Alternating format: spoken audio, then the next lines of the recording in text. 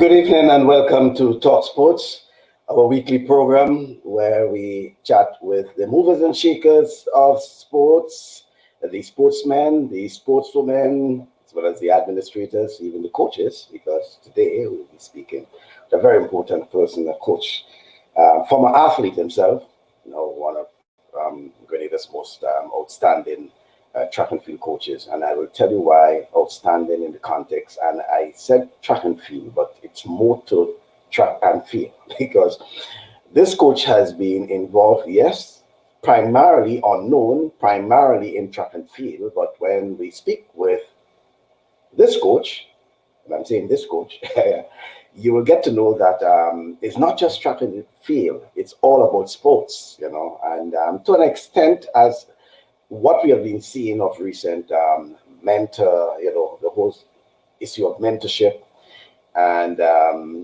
emulating others, and encouraging, inspiring others. And therefore, I'm happy to be in company, I should say, with this special son of the soil in terms of Grenada and coach. Son of the soil, yes, Grenada, but his exploits have not stayed just within the shores of Grenada. And again, you will hear all about it. So let me welcome to our program for the first time on the program, Mr. Paul Phillip. Yes, Paul Phillip. It has been quite a while in terms of tracking him down, but I've been able to, and for some reason or the other, been successful enough to get him, not in Grenada, but this time somewhere far, far, far. In fact, he's in Bratislava in Slovakia. I hope by the time he comes out there, he'll be speaking Slovak, or you'll know some words of Slovak. Good evening to you, Paul, and welcome to the program. Good evening, Paul. Good evening, Michael, and good evening to all the listeners. Right. TalkSports. Yes, it's a pleasure having you, and we have quite a lot to talk about regarding, the whole issue of your involvement in coaching. And I said, not your involvement in track and field, but in coaching, right? But first of all, Paul, how things are going, and probably you can tell the viewers why you are in so far a place of Slovakia at this point in time. Yeah, well, it's really interesting to follow the journey to be here. Not that I want to be away from home now, but I was called to duty by our world champion Anderson Peters. Anderson has turned pro in 2019, and so as a professional athlete, you have to get what you call on the circuit. So that has taken me over to Europe. And we found a base in Slovakia, which is a very nice facility for preparing athletes for competition. It's kind of central to most of the competitions for javelin throwers, and it's a world-class facility right here. The weather is good. It's not Grenada weather, but it's pretty close on most days.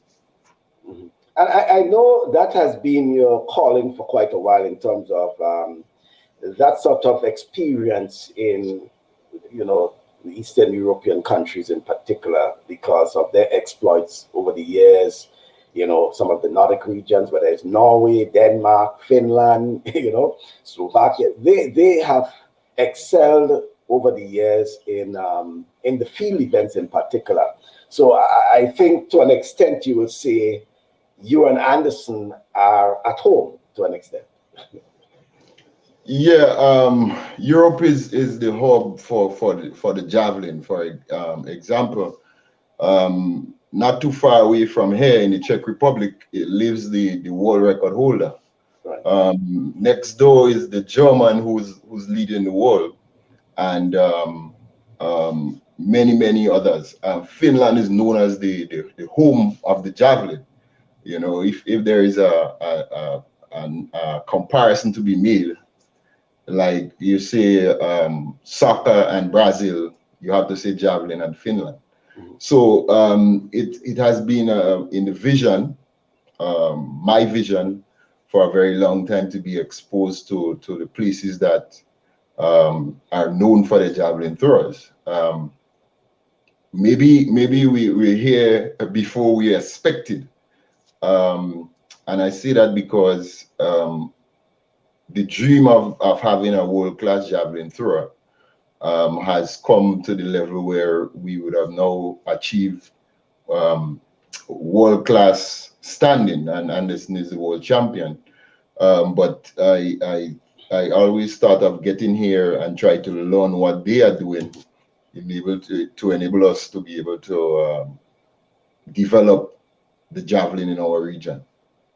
Well, let's say that Anderson's success more or less fast-tracked your dream of being in Europe, because I recall even before Anderson reached that level, you said in a couple of interviews, some years ago, of your desire to get there. And in addition to that, Paul, the level of competition, because you know that in Europe, and you can probably move from city to city to compete every week if you want in some high level of competition.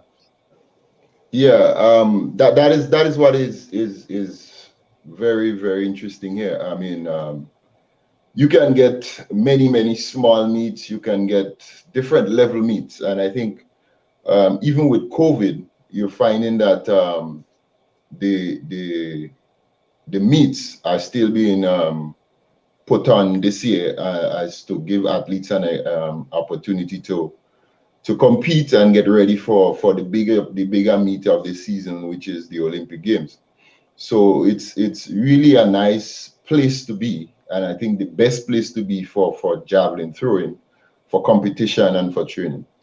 Mm-hmm.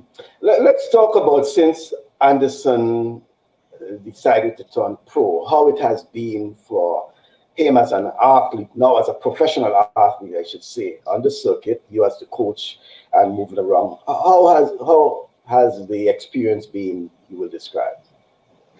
Well, I I must say it's not yet really got going. I mean, Anderson did 2 meets on the circuit so far. I was not in Europe at that time. I was at Santa Barbara training training facility there where Lindon and Cut or Decathletes are based. So I spent like 3 weeks there. Anderson joined us before he heading over to Europe. I had to remain there a little bit longer, and this is like my first week here, so it would really be my first meet with him on the circuit. But for him, it has been, according to reports, it has been challenging, but exciting to see the prospects of what we can produce. I mean, if you would have followed the 2 meets so far, you realize that he was fourth place in the Gateshead meet, and in the Ostrava meet he was second. Both performances were, I should say, subpar for the world champion, but we must appreciate that Anderson is coming from his final semester and graduation from the University from Mississippi State University. So it has been a slow start to the season, but since being here for the last week, we've really worked on stuff, and I think we're heading into a competition tomorrow to test out and see where this training has taken us. So it will be very interesting to see the rest of the season, what it produces. Mm-hmm. I agree, and I like the phrase that a slow start. It fits in well, because yes, coming off of the, as you say, his semester and studies and all of that, he's now getting, as you say, getting into the groove, and hopefully, as you say, it's more or less gauging. It was, as you say, probably gauging his level of readiness for that level of competition. But you think, Paul, there is sufficient time still for Anderson for the big test for Tokyo? Yes, I am. I'm very confident in what I do, and when Anderson said to me, coach, everybody usually when they go on the circuit, they have their coaches with them, and I think I want to have you with me over here. I said to him, listen, this is not ordinary times, and I mean, I don't really want to be in any place where I'm going to be exposed to COVID or anything like that. But I made the decision to be here because I think if you notice, Anderson throws well when he's in the college system as well. But when he comes home, there's a difference in his performances, and that is what this arrangement here will do. As for his physical preparation, talking about strength now, his strength and conditioning is where I would like it to be at this time. Technically, his execution of certain aspects of the throwing is not where it should be. And that is what I am here to fix. And that is what the relationship, the being together, the living together will pull together, and we'll be ready for the Olympics. Well, yeah, well, that's quite understandable. We will try to get back to Anderson as well as our main, subject. But interestingly enough, you mentioned Lindon Victor and Kurt Felix, because again, as I'm saying, and as I said in the introduction, that to an extent, Anderson is not your only charge, and I know that you're in demand in terms of coaching, in terms of programs, and sometimes I want to think about how you get to split your time, because I'm certain so many other athletes are trying to get from you the programs and things like that, and you have to follow up on these athletes, whether it's Kandisha, whether it's then you have Anderson as your main charge, but all these other athletes, and you just mentioned Lindon Victor and Kurt Felix, no stranger to you though, because your involvement with them has been over the years as junior athletes, and now they are on the professional scene as well. Give us a bit about what is happening with Kurt Felix and Lindon Victor. Lindon and Kurt are both based at the Santa Barbara Track Club in California. And they have been there for the last 3 years, I think, under the supervision of Coach Josh. And they're doing a fine job. I think we expect to see some good performances coming from both these guys this year. Unfortunately, there was a little setback with Lindon, but he would have been competing in the Godsis meet just went over the weekend, but there was a little setback. But I think he's in fine form. Kurt is a little bit more challenging for him because, as you can appreciate, he's the older of the two brothers, and as you age, your body do not respond the same way when you're younger. But I was there with them for about 3 weeks, and I'm very, very happy. I'm very pleased to see how these young men go about the business of being professional athletes, and I look forward with excitement to what they will produce for the rest of the season. Of course, the major focus this season is getting to the Olympics and getting onto the podium, and I think they are ready. Oh, well, it's good to hear that, because up to last week, I think, last week, the question was raised as to what has been happening with Kurt Felix and Lindon Victor. They have been a bit, silent, quiet. When I say in terms of, competition, others have been following, whether it was Kirani and Anderson and others on the circuit, and they have not heard much about these two, so they were wondering what's in store for them, whether they are on the circuit this year, whether they're in competition this year. But it's good to hear that you have been following the exploits, and as you said, they will be ready. Yeah, I think it's a little bit difficult for persons doing the combine events.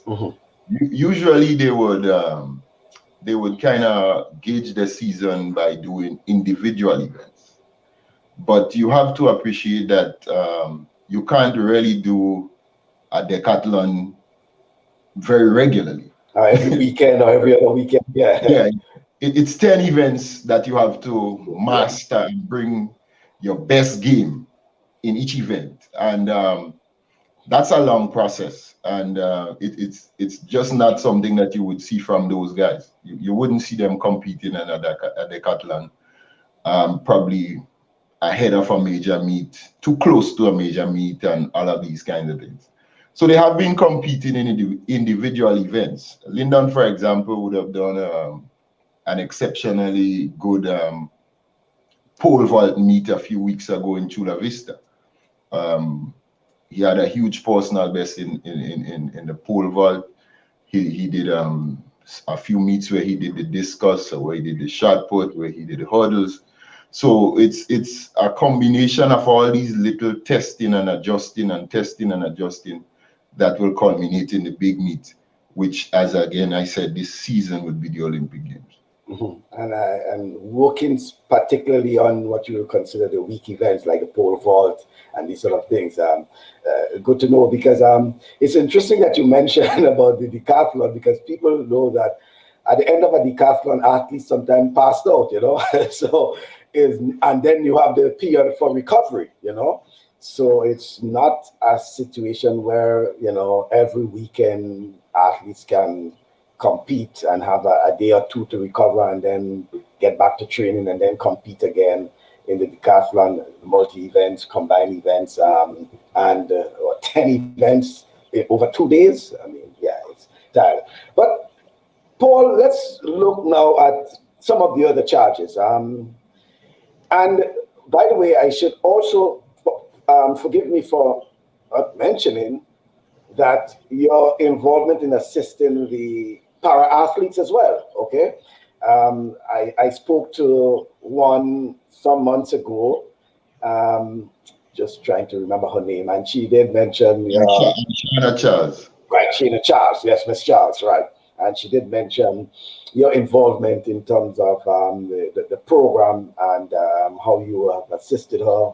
She never probably thought with her disability she would be, being involved in an event as Javelin, for example, because it has to do with the arm, it has to do with throwing, but how she has been able to master the technique, So let's look a bit about your involvement with other athletes as well. And I mentioned Candicia Scott as one of those athletes, because all remember 2016 when you felt proud because both Candicia Scott and Anderson Peters in their final years at the Carifta Games were able to, finish their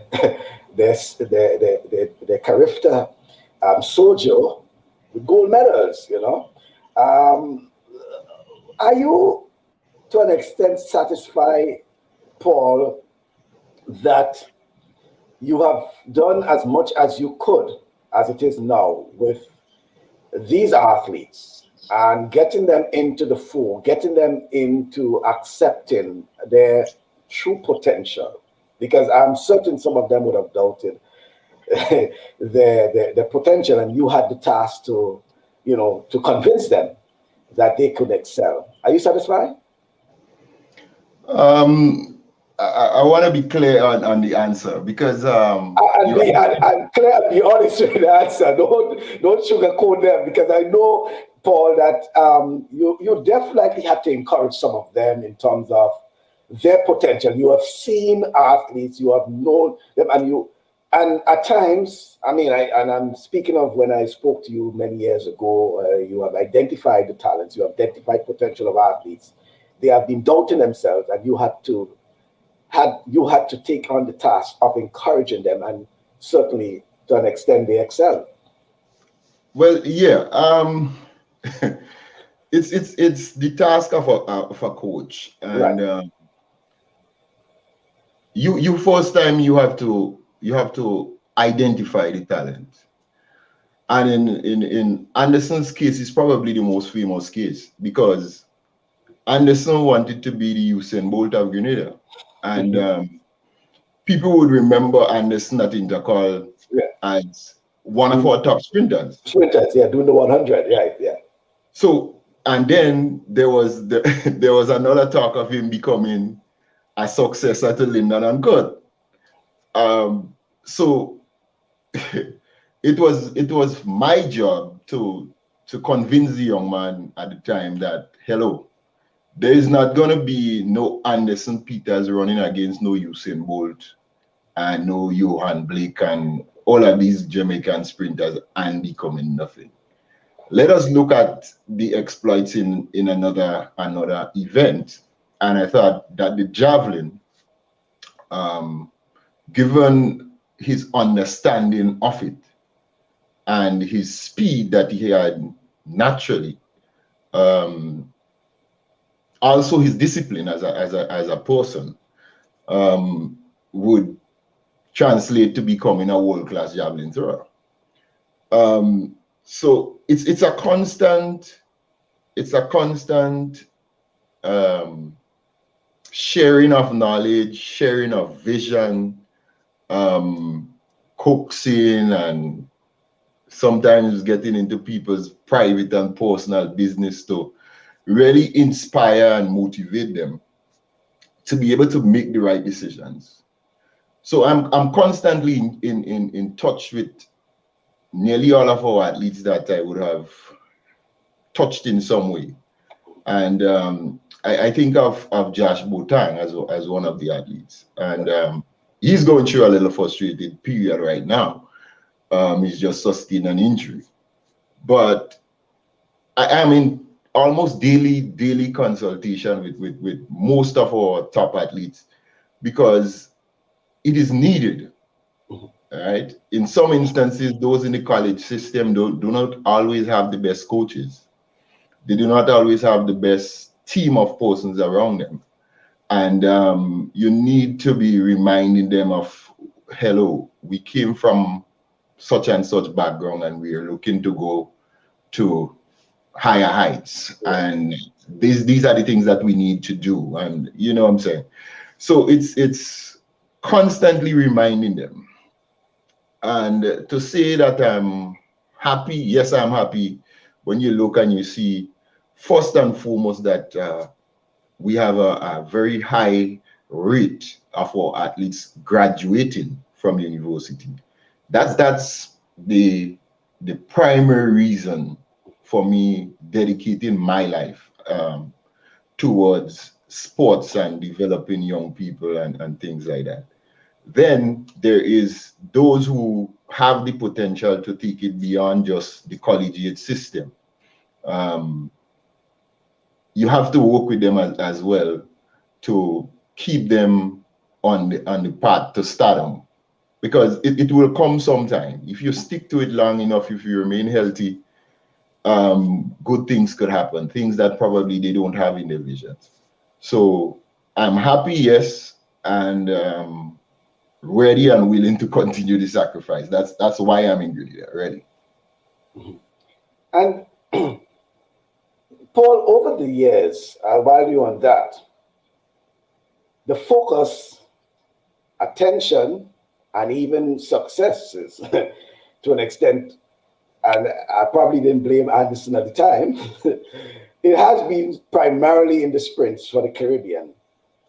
100, the 200, the 400. Little has been known of the Caribbean and the English-speaking Caribbean in particular excelling in combined events at the international stage. Whether it's in the decathlon, whether it's in the javelin, well, the throws in particular.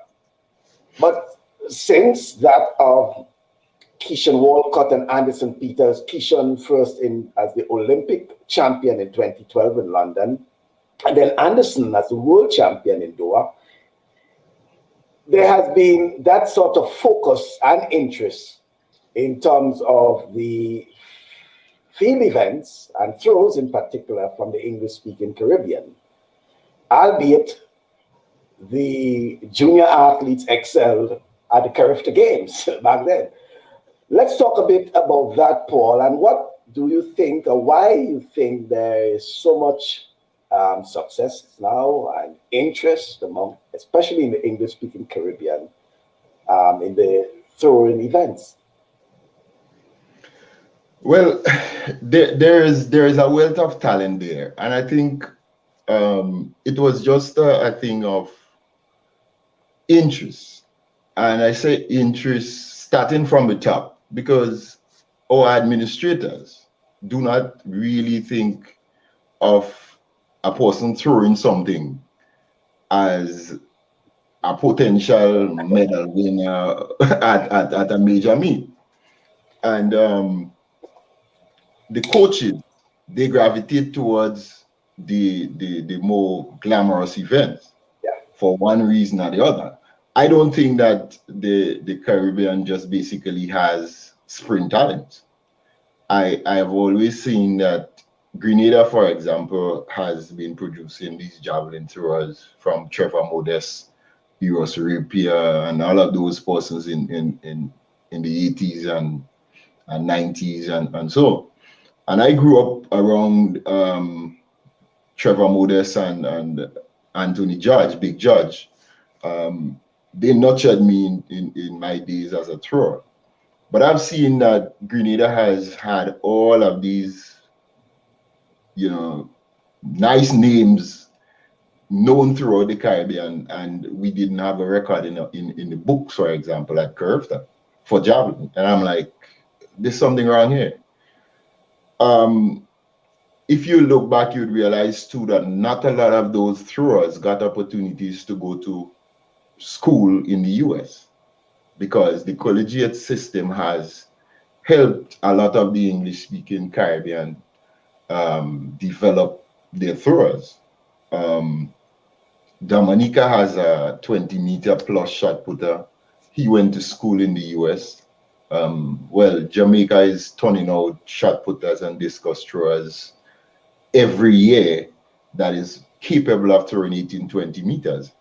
But to say that the English-speaking Caribbean has been recognized, or throws in the English-speaking Caribbean has been recognized, is not really a thing. It's starting now, as you pointed out, to bear fruit on the international scene. And then you're seeing more and more for young persons who possibly would have been inclined to go into the more glamorous events, transitioning into the field events, because they're realizing now that if I can't run a sub 10, I probably could pick the javelin up and be able to throw 80 odd meters, or be able to become a world-class long jumper, right? So it's just, I think,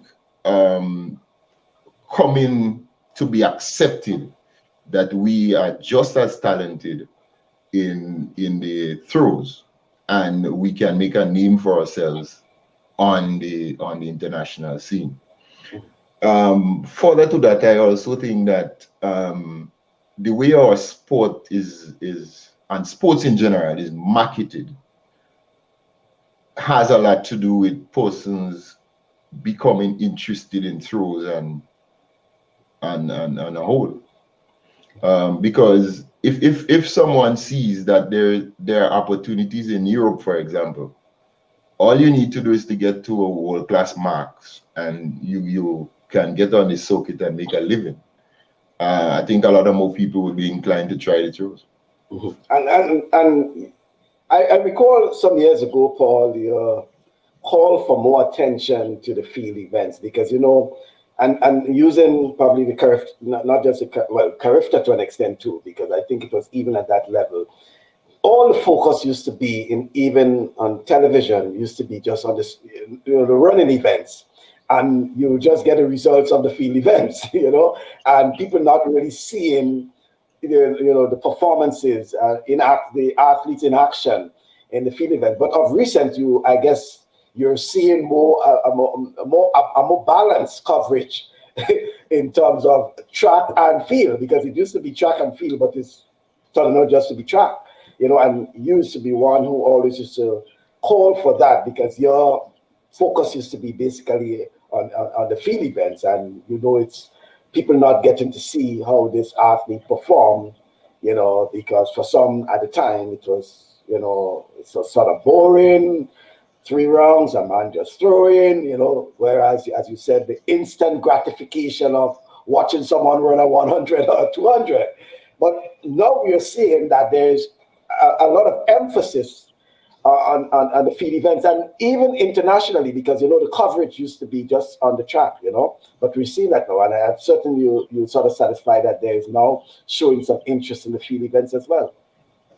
Yeah, I'm really satisfied. I think even in Grenada, I have been able to draw some attention to the javelin, for example.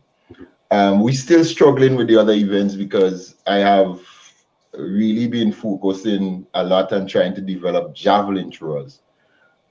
Because I think Grenada, we don't have the extra big personnel that we need for shot put and discus. Josh Botang is an exceptional species. We have now young Kelsey Morel Ross. She's another giant among us. So they would be persons who would excel naturally at the heavier implements. And what has been happening in our meets is that we develop a camaraderie among the throwers. So, for example, you would have them. I would normally be an official, and I would be encouraging them to start a clap.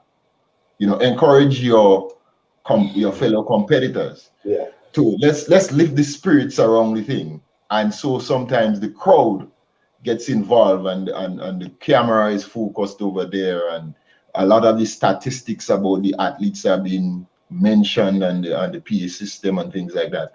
And throughout the Caribbean, when you go to the Carifta Games, for example, Mr. Kid Joseph is usually our on the ground commentator, and he goes from event to event on the field, and he gives you a report, and that has really heightened the interest in spectatorship of our events, and it's really helping the events to become a little more recognized throughout the region. Mm-hmm. And how do you think, Paul, that we can get more attention for the throws and combined events in the Caribbean? And I say attention regarding the focus, assistance, even in terms of scholarships being granted, all these sort of things for people who are involved in throws and combined events. And I'm looking specifically at the Caribbean. I think there is definitely a need for some attention to be placed there. For you to be a thrower, you would need these special shoes. Yes, the sprints, the running events really have a special shoes too. But these special shoes are expensive. For example, a javelin shoe probably would go between $60 and $120, $160 US per pair. One of the javelins that we had for Anderson back in 2013, 2014 cost upwards of $900 US. Pro Track Blazers couldn't really manage to get one of these, and we had more than 7 javelin throwers trading at the time. In a lot of instances, these guys, they use ordinary running spikes to throw. Now things are changing a little bit. I think since persons have recognized Anderson's presence on the world stage, a lot more attention is being given in our country to the field events, and particular to the throws. starting out as a combined event athlete in I can speak for Grenada, I can't really speak for the other countries.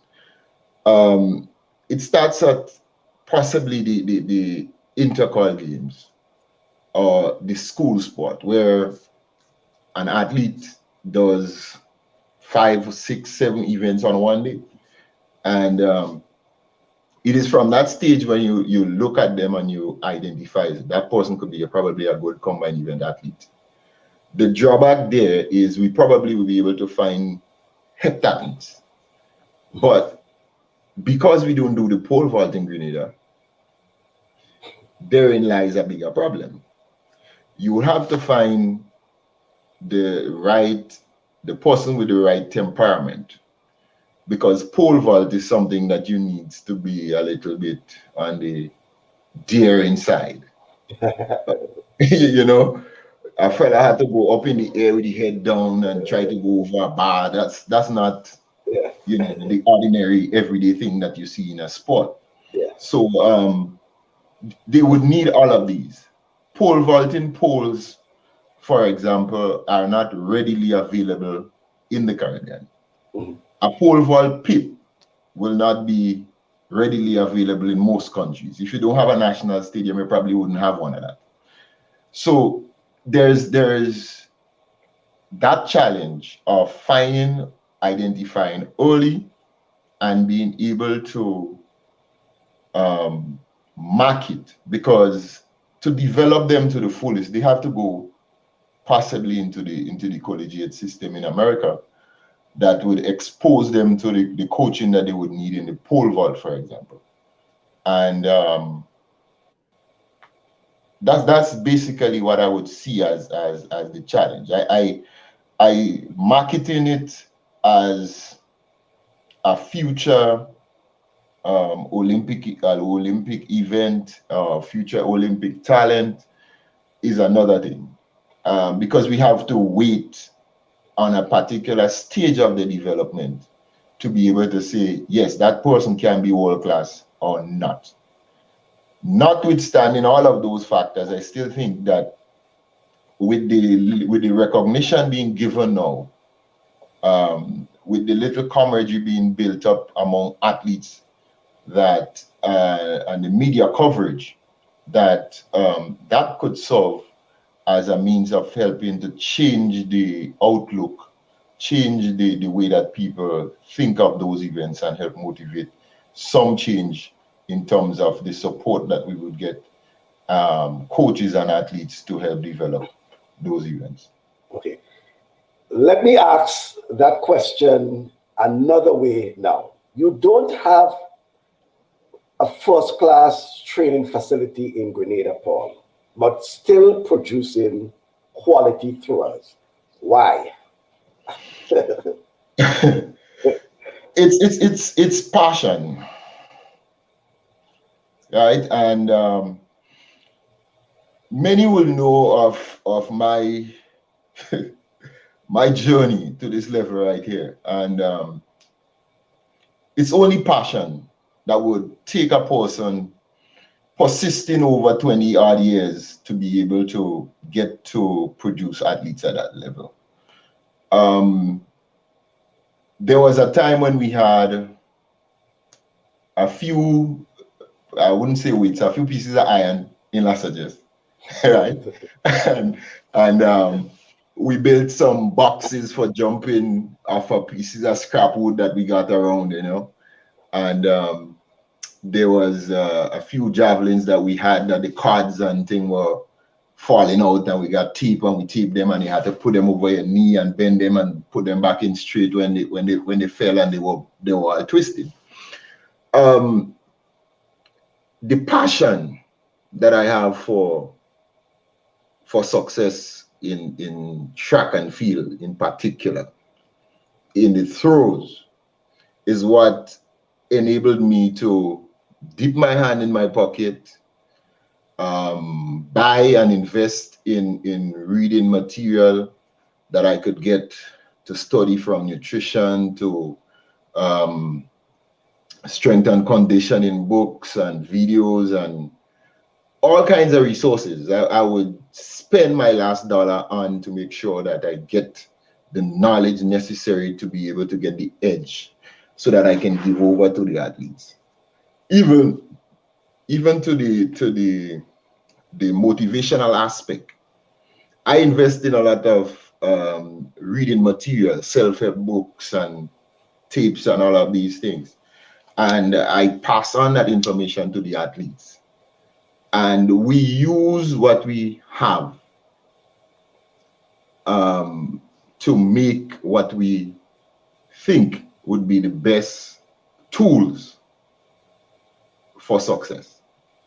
We use the athletes' background, their upbringing, and the fact that we do not have a lot to start off with, but the possibility of becoming something, having an education, being able to change your family's status by using sport is what keeps me going, what keeps the athletes going, and what has been able to help us to develop to the level that we are. And you speak about passion, and does it involve the training of other folks from other sporting disciplines, like the cricketers, the referees, you know? And I'm speaking of folks I've interviewed on this program and made a reference to you. So I am getting the feeling, and it's not just track and field. They were cricketers. There was the referee, the FIFA referee, you know. So I'm asking if that passion also involved that, and talk a bit about your involvement with these folks. Okay, so let's take it one by one. The FIFA referee, for example, I mean, that's a very passionate topic, because the FIFA referee was one of our top distance runners. If you remembered Kenisha Pascal, who dominated the road running throughout the region, and her partner is the referee. Right, the Rion Radix we talked about. Yeah, Rion Radix. Yeah. No, the story of Rion Radix was that Rion Radix, after leaving GBSS, probably ran for two more years when he was at National College, and then he said he hung up his boots, so he done with that.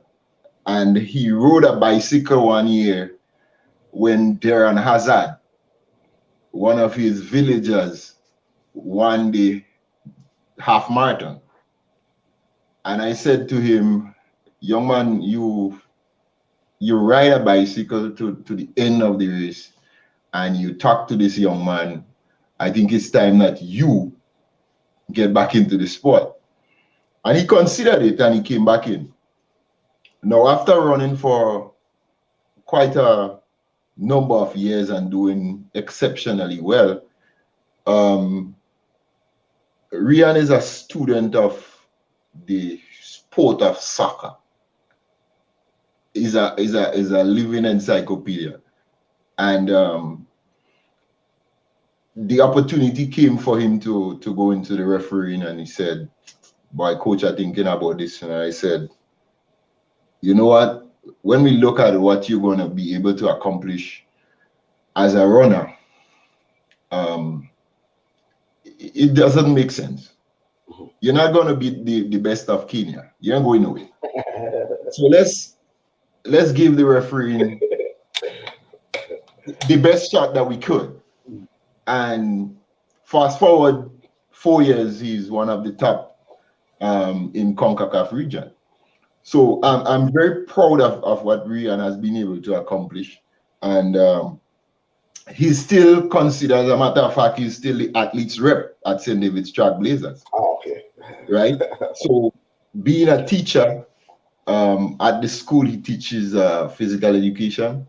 He's also very present every evening at Lassages, right? He motivates our distance runners because he does some of the training that they do, and there's a nice little camaraderie that goes around there.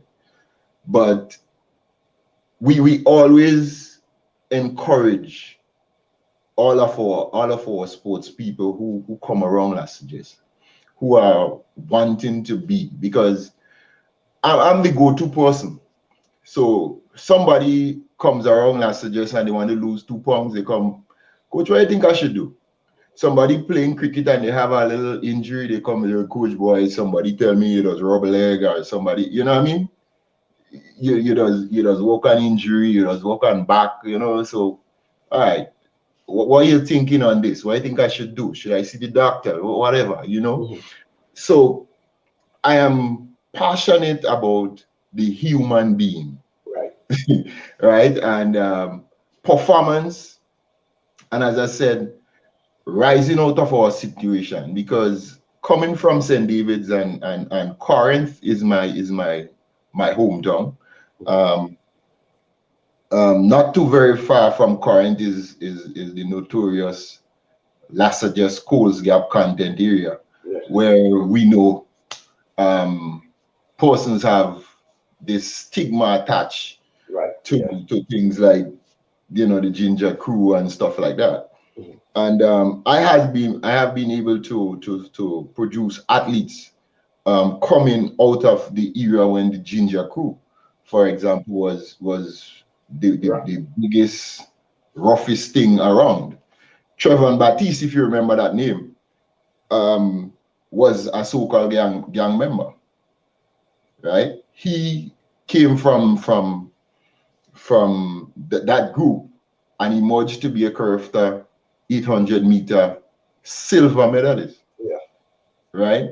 So I have been very passionate about people, and no matter what the sport, you know, I work with the cricketers now, for example. I worked with Ryan, because Ryan was one of our, Ryan John, he was one of our athlete. So, you know, in Curvesta 2015, Ryan John was there representing us in the combined events. Yeah. As a matter of fact, Ryan John and Anderson Peters, they grew up together at the current government school and subsequently the St. David's Catholic Secondary School. So Ryan John would have had a conversation with one Nicholas Redhead, who I heard mentioned on the program a few times when you were speaking with Andrew, for example. Right, yeah. When you spoke with Dwayne Gill, they mentioned him. He is a young man who would have traveled to England to play some little games in the cricket. And someone mentioned to him, when you go back home, you must try to get yourself involved with a javelin coach. And that would make a difference in your bowling, your fast bowling. Right? He spoke to Ryan, and then he ended up approaching me to help him. And I've been working with this young man for the last 2.5 years. He's developed and is developing into a fine fast bowler.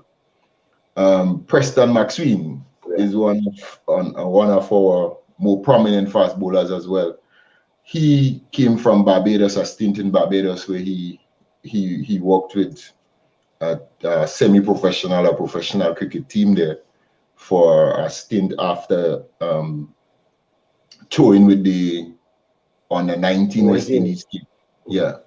And he came back home, and again, someone told him, well, Ryan again was telling him, listen, boy, this injury you have there, go, man, coach will help you fix that. And surprisingly, within about 2 months, he felt a lot better coming from that. He was invited then to national trials, and he declined. He said, coach, I don't think I'm ready yet. I said, listen, let's wait it out a little bit, and then the next season you can go back in. And he's just been a success from there. Mm-hmm. And to the point where now he's now with the West Indies team and in St. Lucia. These guys, they continue. I mean, I'm leaving home to come here, and he came up and he said, coach, well, I know you're leaving, but Right now, I need to have my program so that I can continue continue my work. You know, so it's a joy to work with these young people, and I see a lot of I get a lot of respect from them. I see a lot of changes taking place, and I'm happy when I look at them and I see them performing. I can feel a part of their success, and I think that is the biggest reward that I've gotten throughout my years of coaching. Yeah, because I saw a video of those guys, and it seems as if they like to train with your group, whether it was Neil and Pascal, all these guys doing their speed work, all of that. In fact, I understand that prior to going to do their physical, they normally train with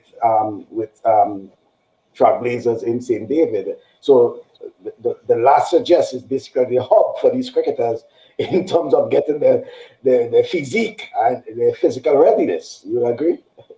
Yeah, I want to agree with that at that level, but I also want to give kudos here to my senior and a person who's just as passionate as me, Mr. Raymond Duncan. And a lot of those cricketers that we mentioned had their stats with Mr. Ray Duncan.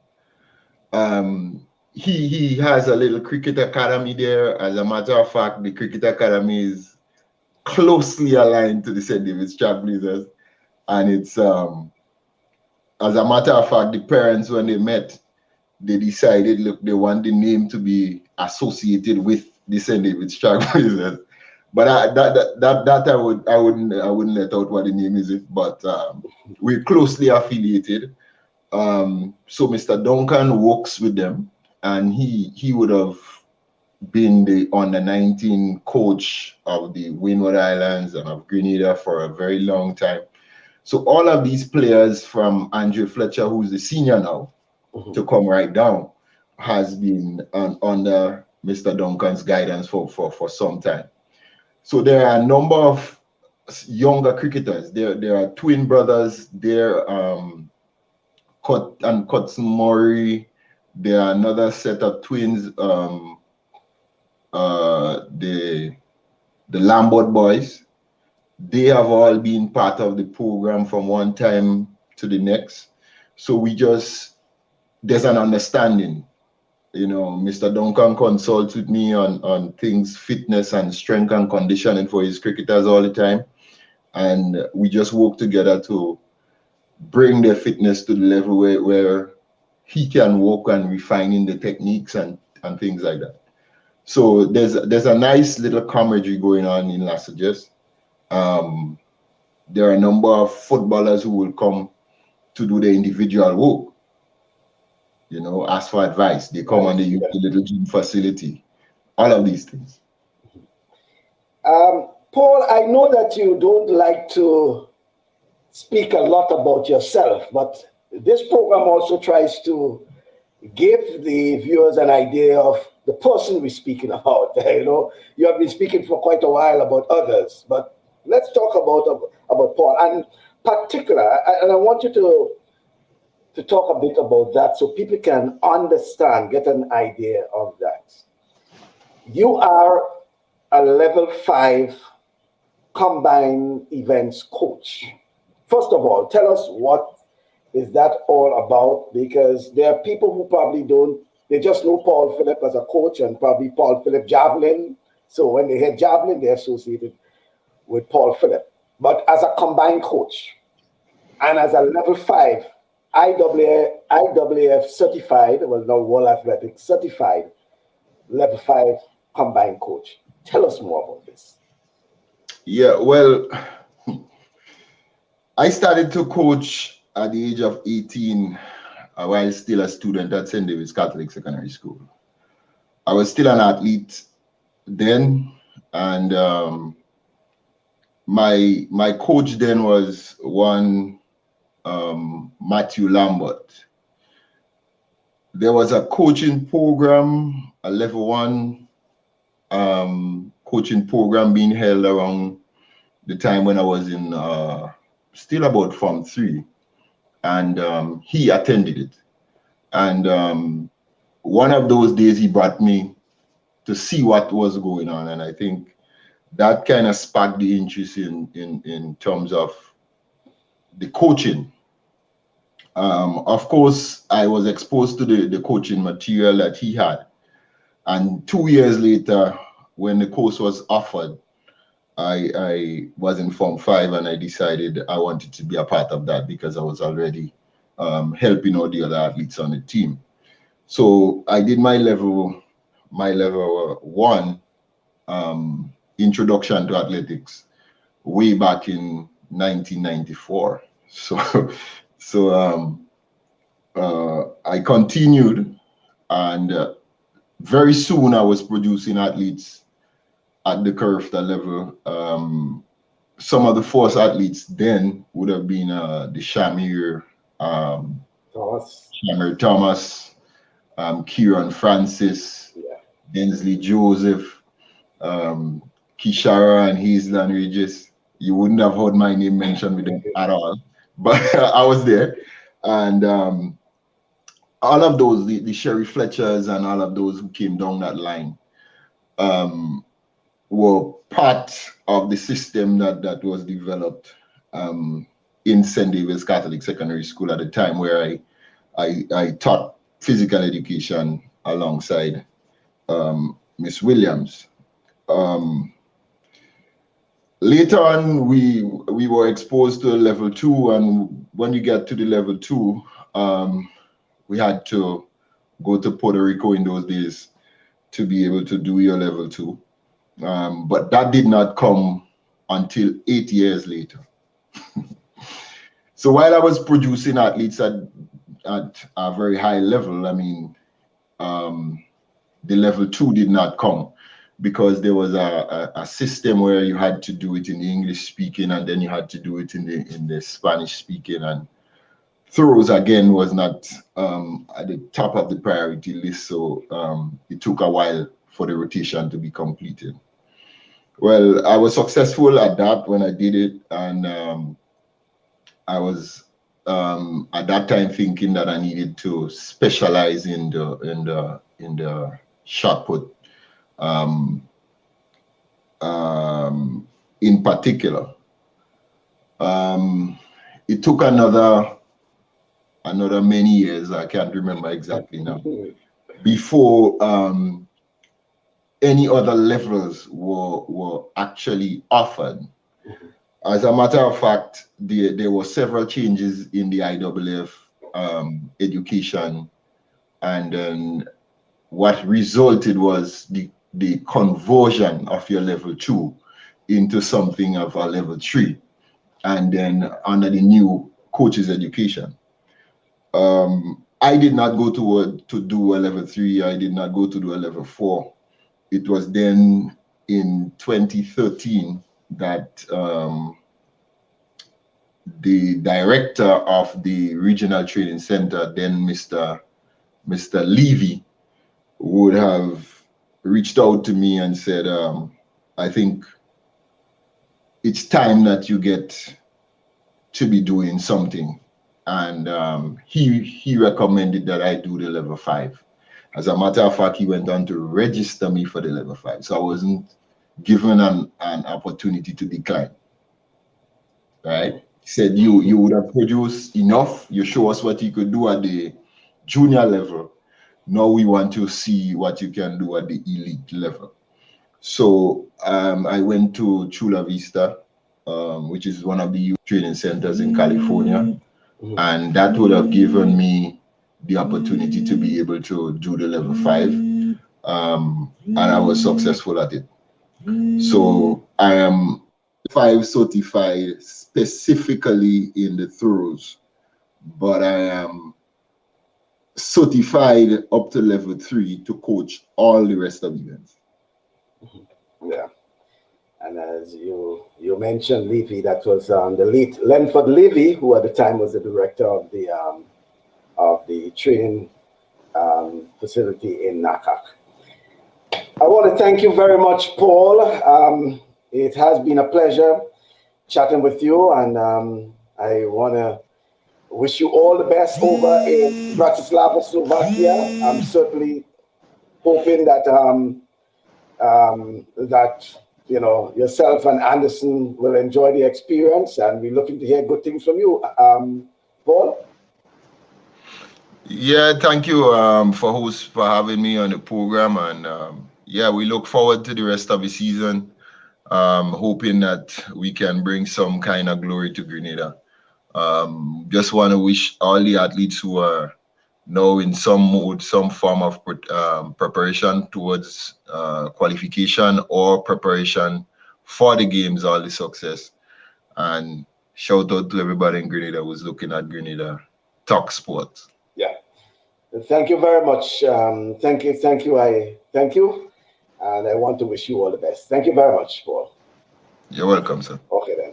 So, folks, that's Paul Phillip speaking to us from Bratislava in Slovakia. Yes, it's all the way there, And he has been giving us all the lowdown at what's happening with Anderson Peters, as well as a sort of summary in terms of the throws and all that has been taking place with Paul over the years. Paul has been one of the most celebrated coaches, combined events coaches in the Caribbean, and has humbly, as I said, yes, humbly provided assistance in whatever way to these athletes over the years.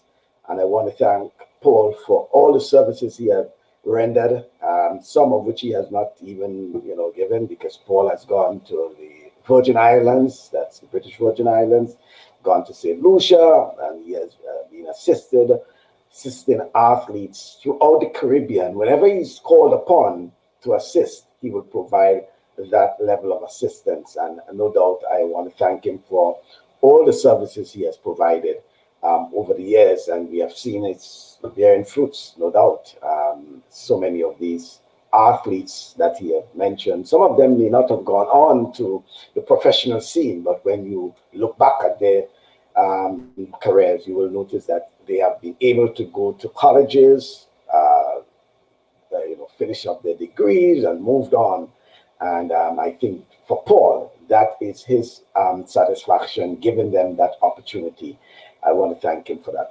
Folks, thank you very much for being part of our program. And the invitation is yours to join us next time for another edition of TalkSports. Until then, do enjoy the rest of the evening.